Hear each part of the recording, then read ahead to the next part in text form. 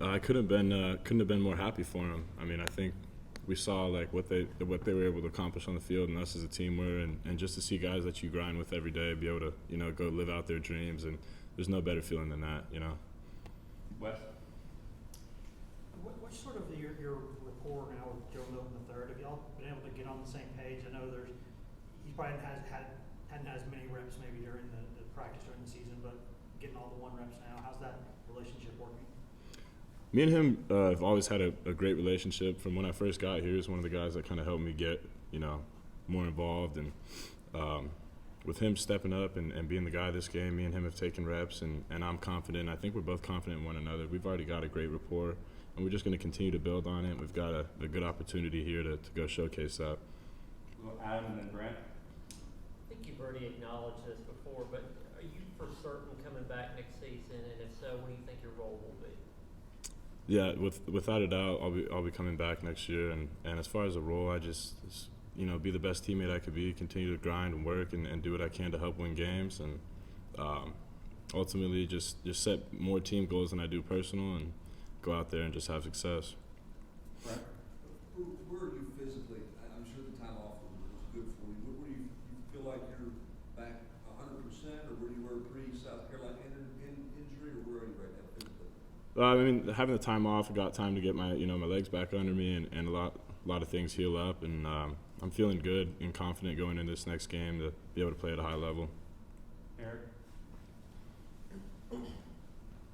Where were you in this offense? I'm sure you have it now, but how long did it take you to kind of get accustomed to this offense now? How comfortable are you? Now, very comfortable. Obviously, it's a bit of an unorthodox offense, coming from more traditional offenses and just seeing football your whole life, and then you come into something that's a lot of rule-breaking stuff. But after you adjust and learn how to function in it, it's really smooth and it's easy to understand. And now I've got a great grasp on it, so I'm able to help other guys learn and help myself take my game to a next level because I have a better understanding of the whole field, and I feel really comfortable in the offense now.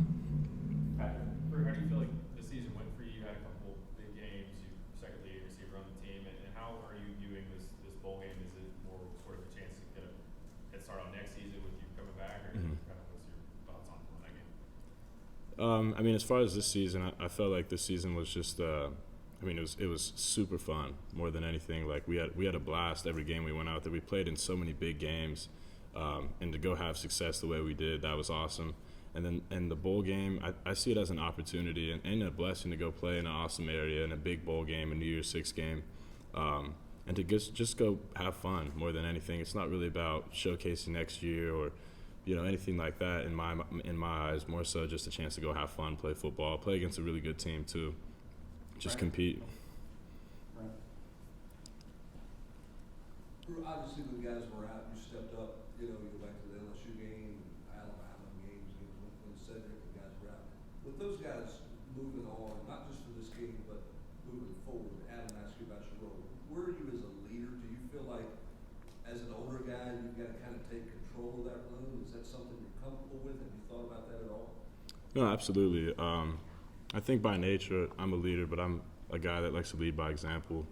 I am vocal, but I think my actions and the way I carry myself, the habits I try to build, exemplify the type of player that I want myself to be, but others too can have success through that. So with this next year, being an older guy, a lot of experience, I want to take guys under my wing and kind of lead the way. And I think that first I got to do the right things and do all the right things myself before I can take anybody, and I think I did that throughout this year.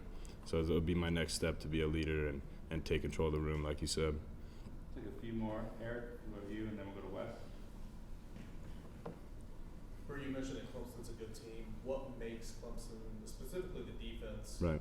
Secondary, what makes them so good? Very physical.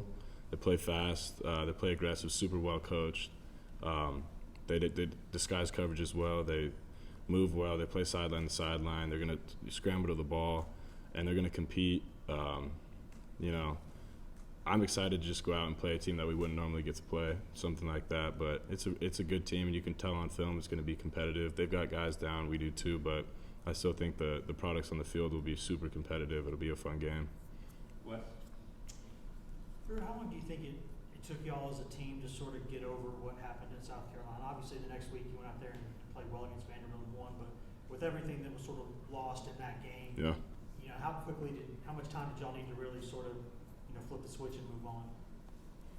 I mean, ideally, we'd like to say like it was like a so what now what type of thing, but that one stung for a while. I'm still not really over it. You know, it kind of felt like a fever dream for a while, but there's nothing you can do. You can't go back. All you can do is look forward and do what you can to make sure something like that in the future, you know, doesn't happen. Anything else for Bru? All right, thanks, Bru.